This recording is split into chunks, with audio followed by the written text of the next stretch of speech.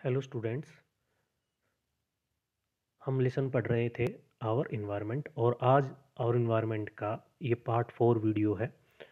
और जो books refer की गई है वो एस चांद और एनसीईआरटी है। यदि आपको ये वीडियो अच्छा लगे देन शेयर एंड सब्सक्राइब। तो इससे पहले एक बार हम रिवीजन कर लेते हैं, एक क्विक रिवीजन कर लेते हैं कि हमने क्या क्या पढ़ा। तो देखिए, सबसे पहले हमने पढ़ा the sun provides energy for maintaining our life on earth. जितनी भी इस धरती पे, इस अर्थ पे जितनी भी लाइफ है उनको कौन प्रोवाइड एनर्जी कर रहा है? सन। और फिर हमने पढ़ा था transfer of energy in food chain. मैंने कहा था कि जो सोर्स है वो सबसे पहले सन ही है। सन से फिर वो हर्बीवोरस के पास आता है ना। और फिर वो कार्निवार्स, फिर उसके बाद आगे चलता जाता है ना। ये हमने पढ़ लिए थे फर्स्ट स्टेप। ये वीडियोस इससे पहले वाले यूट्यूब पे अपलोड हो चुके हैं, आप उनको देख लीजिए और देन फिर इसके बाद इस वीडियो पे आइए। फिर हमने पढ़ा flow of material in the ecosystem is cyclic but flow of energy is unidirectional, है ना। कि मैंने कहा कि एनर्जी जो होगी वो तो यूनिडायरेक्शनल होती है, मतलब उसकी डायरेक्शन एक होगी। मान लो कि एनर्जी फॉर एग्जांपल प्लांट से प्लांट से किसी एक लेवल पे गई, फिर दूसरे लेवल पे गई, फिर तीसरे। जैसे कि मान लो एक प्लांट है, एक डियर है, और डियर के बाद फिर मान लो लॉइन है ना। तो आप देख रहे हो कि प्लांट से एनर्जी डियर के पास गई और डियर से फिर लॉइन के पास गई। अब ऐसा नहीं है कि लॉइन से वापस इधर हिरन के पास आ जाएगी फिर प्लांट के पास आएगी, नहीं, वो एक डायरेक्शन में है, ठीक है ना। जबकि आपने नाइट्रोजन साइकिल पढ़ी, वाटर साइकिल पढ़ी, ये तो बेटा साइक्लिक होती है। पर एनर्जी जो होती है ना, वो इज यूनिडायरेक्शन, एक यूनिडायरेक्शनल होती है। फिर हमने 10% लॉ पढ़ा था, है ना, जिसमें हमने पढ़ा according to 10% law 10% of energy entering a particular trophic level of organic is available for transfer to the next higher trophic level। जो भी एनर्जी उसने ली है उसका केवल 10% ही एनर्जी है वो आगे पहुंचाया जाएगा, ठीक है ना। ये 10% लॉ था, ये हमने पढ़ लिया था बच्चों। ये मैं एक क्विक रीजन करवा रहा हूँ आपसे। और उसके बाद देन मैंने बताया कि भाई फूड चेन के अंदर जो ट्रॉफिक लेवल होते हैं वो लिमिटेड क्यों होते हैं, 3 या 4 होते हैं, है ना, इससे ज़्यादा नहीं होते। मैंने बताया था क्योंकि आगे पहुँचते पहुँचते ट्रॉफिक लेवल के पास जो भी नेक्स्ट स्टेप होता है उसके पास 4 या 5 मेनली, बस उससे ज़्यादा नहीं होंगे, क्योंकि फिर उसके बाद एनर्जी बचती ही नहीं है। फिर हमने बताया था किस तरह से हमारी बॉडी के अंदर जो हार्मफुल केमिकल इफेक्ट है उनका अकुमुलेशन हो रहा है। जैसे कि पेस्टिसाइड्स मैंने बताया था, ये किस तरह से हम जब पेस्टिसाइड्स डालते हैं तो ये हमारे शरीर में इकट्ठे हो जाते हैं, अकुमुलेट हो जाते हैं।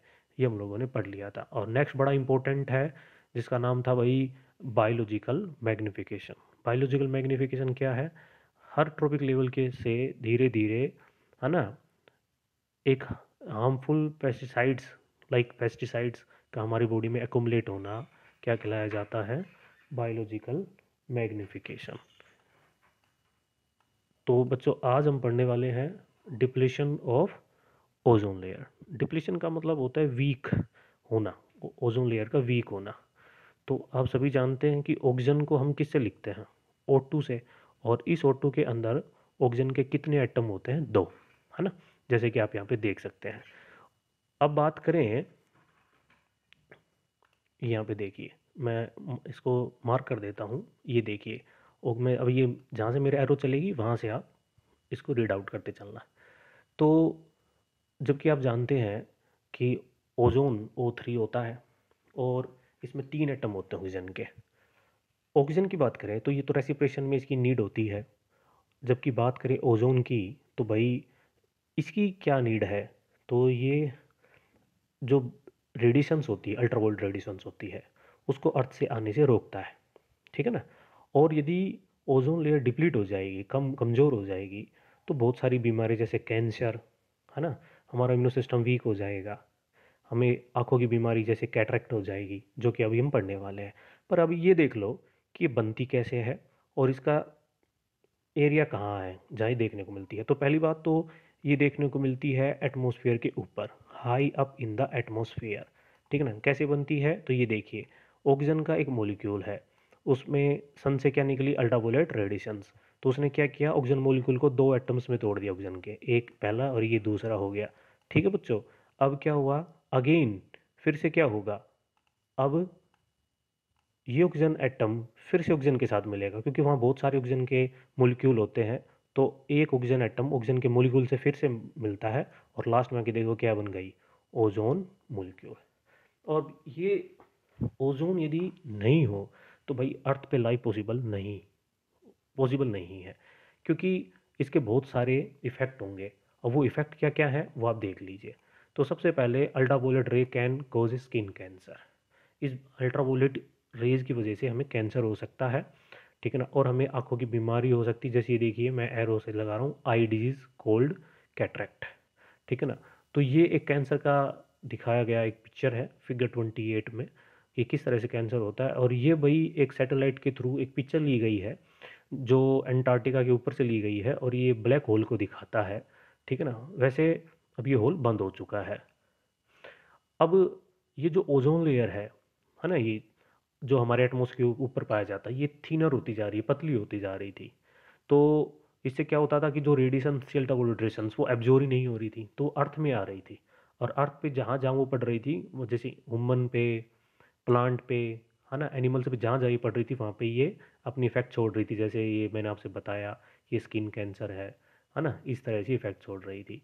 तो इसका जो मेन रीज़न बोल पूछा जाता है, ये कई बार आता है कि जो मेन रीज़न है वो माना गया है बच्चों क्लोरोफ्लोरोकार्बन, CFC कहा जाता है क्लोरोफ्लोरोकार्बन को, है ना। तो ये यूज़ होता है कहाँ कहाँ, तो ये यूज़ होता है बच्चों रेफ्रिजरेटर के अंदर। जैसे कि आप ये रेफ्रिजरेटर का एक सीन देख रहे होंगे, और इस रेफ्रिजरेटर के अंदर मैं आपको अंडरलाइन कर देता हूँ बच्चों। हाँ जी। तो ये आप एक रेफ्रिजरेटर देख रहे हो, इसके अंदर ये जो आप देख रहे हो, कह सकते हो पाइप देख रहे हो ना, इन पाइपों को ठंडा रखने के लिए, कूलिंग के लिए, है ना, कूलेंट के लिए आप किसका यूज़ कर रहे हैं यहाँ पे, क्लोरोफ्लोरोकार्बन का। और ये भाई एक एरोसोल है, एरोसोल स्प्रे। एरोसोल आपने 9th क्लास में पढ़ा होगा। ये मिक्सर होता है किसका, यहाँ पे क्लोरोफ्लोरोकार्बन का और लिक्विड का। और ये फिर ऐसे बनाने से क्या हो जाएगा, तो ये एक एयर फ्रेशनर बन जाएगा। और काफ़ी एयर है तो काफ़ी प्रेशर पे रखी जाती है। जैसे ही आप प्रेशर को रिलीज़ करते हो, तो जो क्लोरोफ्लोरोकार्बन है ना जो इसके अंदर है, वो जो इसके अंदर जो एयर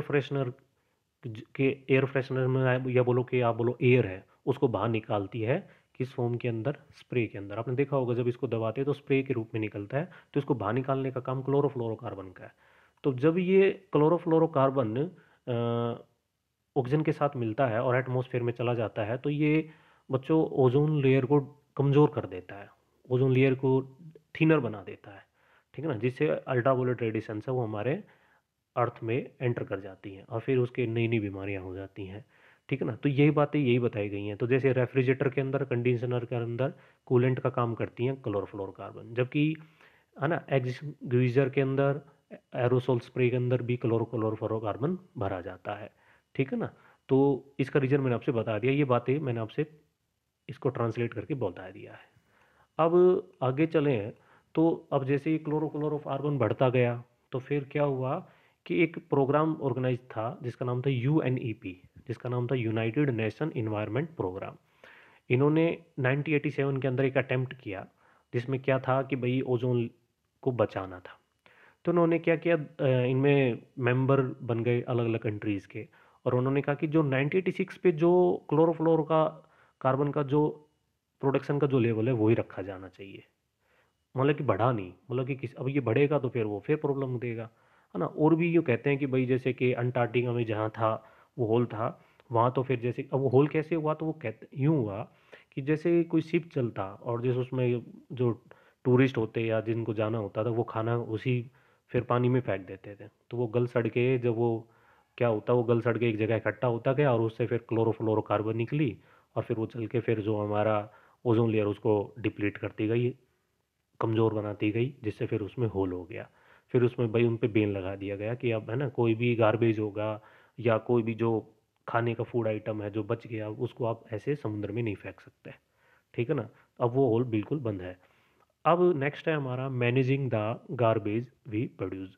देखो जो घरों के अंदर जो कूड़ा करकट होता है, आप बोलो कूड़ा करकट बोल सकते हो, क्योंकि उसमें आपके फ्रूट, वेजिटेबल पील्स, पत्तियाँ, है ना, खाना, बच बाकी का बचा हुआ भोजन, है ना, जैसे प्लास्टिक, कपड़े, जूते वगैरह, मेटल्स ऑब्जेक्ट, ये होती हैं सभी, है ना। उन सभी को हमें को क्या करना है, मैनेज करना है। तो पहले तो ये देख लो कि the household waste is called garbage. घरों के जो, है ना, व्यर्थ के जो, कह सकते हो कि भाई खाने सामान है ना, इज कॉल्ड गार्बेज, ये लिखा गया है। और इसमें आपके देखिए ऑब्जेक्ट्स मैंने बता दिया है, प्लास्टिक बोतल्स हो सकती है। अब नेक्स्ट पे आते हैं, आगे चलते हैं बच्चों।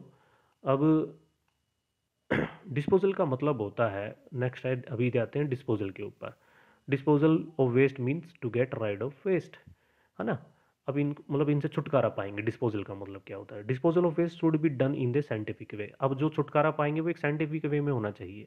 किस तरह से, अब मैं आपसे पूछूं कि भाई आप अपने घर में जो ये गार्बेज है, इससे आप किस तरह से डिस्पोजल पाओगे, छुटकारा पाओगे। और पाने का तरीका मतलब ये नहीं कि भाई उसको कहीं ऐसे रास्ते में फेंक दोगे। तो कौन कौन से इफेक्टिव वे हैं, तो ये कई बार पूछा जाता है। Recycling, preparation of compost, incineration, landfill और सीवेज सिस्टम ट्रीटमेंट जिसे बोल सकते हो, ये पढ़ेंगे। तो रिसाइकलिंग तो क्या है, ये तो देखो जल्दी जल्दी बातें पढ़ने वाली हैं। रिसाइकलिंग में क्या होगा कि जो भी प्लास्टिक पेपर है उसको दोबारा से फिर से हम यूज़ कर लेंगे, रिसाइकिल कर लेंगे, ठीक है ना। जैसे कि मेटल्स की आप देख रहे होंगे, लैम्प शेड है, इनको दोबारा से मेटल में ढाल के इस तरह से और इसको यूज़ किया गया। प्लास्टिक जो कबाड़ी वगैरह लेने आते हैं उनको ये फिर से रिसाइकिल कर लेते हैं, पेपर को रिसाइकिल किया जा सकता है, ठीक है ना। दूसरा होता है प्रिपरेशन ऑफ कंपोस्ट, खाद तरह से बता सकते हो। देखो बायोडिग्रेडेबल ही होना चाहिए पहली बात तो वो, क्योंकि वो नॉन बायोडिग्रेडेबल होगा तो फिर उसको उसको तो कंपोस्ट किया ही नहीं जा सकता। अब उसमें क्या क्या आएंगे, आपके खाना, बचा हुआ खाना, फ्रूट्स, वेजिटेबल्स, पील्स वगैरह ही आती है, इनको दबा दिया जाता है और उनके ऊपर थोड़ी सी मट्टी मिट्टी रख दी जाती है ना। और वो फिर वो एक तरह से खाद का काम करता है, जैसे कि ये दिखाया गया है फिगर नंबर 34 के अंदर। इंसैनिरेशन के अंदर क्या होगा भाई, जो भी प्लास्टिक कूड़ा जो भी है, मेटल है, अब इनको क्या करो, इनको जला दो और इन जलाने से इनकी राख बना लो। अब बोलोगे ऐसा करने से क्या होगा, तो मैं कहूँगा ऐसा करने से जो राख बनेगी उसको फिर हम लोग लैंडफिल एरियाज में यूज़ करेंगे। मतलब कि जहाँ पे आपको लगता है बहुत ज़्यादा गहराई है, लेवल में नहीं है, वो गड्ढे बने हुए हैं, तो उन गड्ढों को भरने में काम किया जा सकता है, ठीक है ना। तो लगभग the burning of substance at high temperature, लगभग 1000 डिग्री सेल्सियस से ऊपर रखा जाता है इंसेनरेशन के अंदर, ठीक है ना। और इनके अंदर भाई एक इंसेनरेटर होता है, ठीक है ना। वहाँ पे कोई भी, देखो ये रहा, the solid waste is burn at a high temperature in the incinerator, उसके अंदर भेजा जाता है। वहाँ ये क्या करता है, इसको राग में बना देता है, फिर इसको लेके लैंडफिल एरियाज में जाके हम डाल देते हैं, जिससे कि वो लेवल में बन जाता है। तो ये बातें मैं आपसे जो बता रहा हूँ, ये बातें लिखी हुई है यहाँ पे, उसको मैं आपको ट्रांसलेट करके बता रहा हूँ, ठीक है। अब आता है भाई, नेक्स्ट है तुम्हारा, जिसका नाम है सीवेज ट्रीटमेंट। देखिए सीवेज ट्रीटमेंट क्या है कि जो अपने घरों में गंदा पानी है ना, जो घर से निकला हुआ है, उनको अंडरग्राउंड एक पाइप के अंदर भेजा जाता है, जिनको क्या बोलते हैं, सीवेज बोलते हैं ना भाई। अब देखिए ये रहा, देखिए कॉल्ड सीवेज, ये ये बोला जाता है। और इसमें क्या होगा, if untreated sewage is dumped into a river, यदि ये घर से निकला हुआ जो पानी है इसको रिवर में डाल दोगे तो जो पूरा पानी रिवर का वो गंदा हो जाएगा, और जो उसके अंदर एक्वेटिक एनिमल्स हैं वो वहाँ पे सर्वाइवल नहीं कर पाएंगे। तो हमें क्या करना है, उस पानी को किसी तरह से सही करना होगा। तो उसको कहाँ भेजा जाएगा बच्चों, सीवेज ट्रीटमेंट प्लांट के पास भेजा जाता है। वहाँ से क्या करते हैं बच्चों, एक सीवेज के अंदर एक यूनिट होती है डाइजेस्टेड, है ना। वो वहाँ पे क्या करता है, जो आपका डर्ट वाटर आया है वहाँ से ये क्या करता है, उसको प्योर करता है, मतलब एक तरह से साफ करने का काम करता है। और द ऑर्गेनिक, क्योंकि वो गंदा पानी है तो उसके अंदर ऑर्गेनिक मैटर होंगे, है ना। तो उसको क्या किया जाएगा, द अब देखिए, the organic matter present in Suez is digested in the digester. मैंने बताया था ना, डाइजेस्ट कर लिए जाते हैं डाइजेस्टर के अंदर। और जैसे ही वो ऑर्गेनिक सब्सटेंस जब सिवरेज के अंदर डाइजेस्टर के पास भेजे जाते हैं तो वो उसको डाइजेस्ट कर लेता है, और वहाँ से क्या निकलती है, आपकी सिवरेज गैस, है ना। और एक काइंड बायोगैस ही बोल सकते हैं, और साथ में क्या निकलता है, मैन्योर निकलता है, खाद निकलता है। तो बढ़िया काम हो गया, पानी भी सही हो गया, और वहाँ से आपको मैन्योर भी मिल गया और सीवरेज गैस भी मिल गई, ठीक है ना। We will now give an example to illustrate how the use of biodegradable and biodegradable material can be make a difference in our environment। अब हम एक डिफरेंस समझेंगे किस तरह से जो बायोडिग्रेडेबल होते हैं, नॉन बायोडिग्रेडेबल होते हैं, वो एक डिफरेंस बनाते हैं हमारे इन्वायरमेंट के अंदर। देखो बच्चों, सभी जानते हैं बायोडिग्रेडेबल नॉन बायोडिग्रेडेबल क्या होता है। बायोडिग्रेडेबल जिनको मतलब ख़त्म किया जा सकता है ना। नॉन बायोडिग्रेडेबल जिनको ख़त्म नहीं किया जा सकता, जिनको आप एक बार रखोगे वो वैसे के वैसे ही रहेंगे। तो देर वॉज ए टाइम, एक पहले ऐसा समय होता था बच्चों, जब क्या होता था, प्लास्टिक के ग्लासेस होते थे। तो उसमें क्या होता था कि चाय जैसे ट्रेन के अंदर वो चाय देते और फिर वापस उनसे वो ले लेते, उनको फिर वॉश कर लेते, फिर उसको दोबारा यूज़ कर लेते। फिर टाइम बढ़ा तो उसके बाद क्या आया, प्लास्टिक ग्लास के बाद आपके प्लास्टिक कप आने लगे, है ना। वो इंट्रोड्यूस हो गया, देखिए लिख रखा है ना, प्लास्टिक कप इंट्रोड्यूस हो गए यहाँ पे। ये प्लास्टिक कप इंट्रोड्यूस, अब इसमें क्या हुआ कि वो एक बार यूज़ होते थे, विच आर यूज वंस और देन थ्रो अवे, फिर उसको फेंक दिया जाता था। जिससे क्या हुआ भाई, पोल्यूट होने लगा, पोल्यूशन होने लगे एक तरह से। फिर इसके बाद फिर क्या आया कि भाई आप शाम जानते हैं कुल्हाड़ जिसे बोलते हैं, यानी माटी के मतलब एक तरह से कप, कप माटी का कप होता था, है ना। डिस्पोजल कप से एक तरह से बना, पर ये माटी का बना होता था। Disposal cup made of clay, मिट्टी से बना होता था, ये आ गया। अब इसमें आने में तो आ गया, पर इसमें क्या होता था कि इस देखने में ये देखने को मिला कि ऐसा करने से बहुत सारी मात्रा में जो भूमि की जो उपजाऊ शक्ति थी, है ना, वो डिक्रीज होने लगी, क्योंकि जो माटी थी वो ऊपर लेयर से ली जाती थी। जिससे क्या होने लगा कि कह सकते थे कि जो टॉप सॉइल थी फ्रॉम फील्ड, वो उसकी फर्टिलिटी डिक्रीज होने लग गई। तो फिर इसके ऊपर भी क्या लगा दिया, फिर ये भी एक तरह से डिसकंटिन्यू हो गया, फिर ये भी बंद कर दिया गया, है ना। तो अब क्या चल रहा है, अब पेपर डिस्पोजल चलते हैं।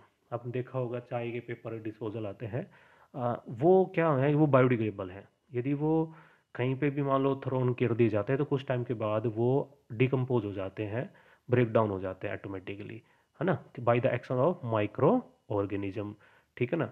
ऑन द अदर हैंड यदि प्लास्टिक कप्स नॉन बायोडिग्रेडेबल है, they will remain as such and pollute the environment, वो तो वैसे के वैसे ही रहेंगे, ठीक है ना, और पोल्यूट करेंगे इन्वायरमेंट को। Paper cup can be dispose और बाय बर्निंग विदाउट काजिंग, यदि आप मान लो अब पेपर जो कप है उसको जलाया भी तो जा सकता है, और इतनी मात्रा में वो पोल्यूट भी नहीं करेगा। पर ये तो काफ़ी मात्रा में गैस, टॉक्सिक गैस इमिट करता है, जैसे पॉइजनस गैस भी बोलते हैं, और फिर ये एयर को क्या करेगा, पोल्यूट करेगा। तो बच्चों, ये हमारा लेसन था जिसका नाम था आवर इन्वायरमेंट। तो मिलते हैं एक नए नए लेसन के साथ। जब तक इस लेसन को आप यहाँ से पढ़िए, और मैंने जो बातें वो लगभग बता दी हैं,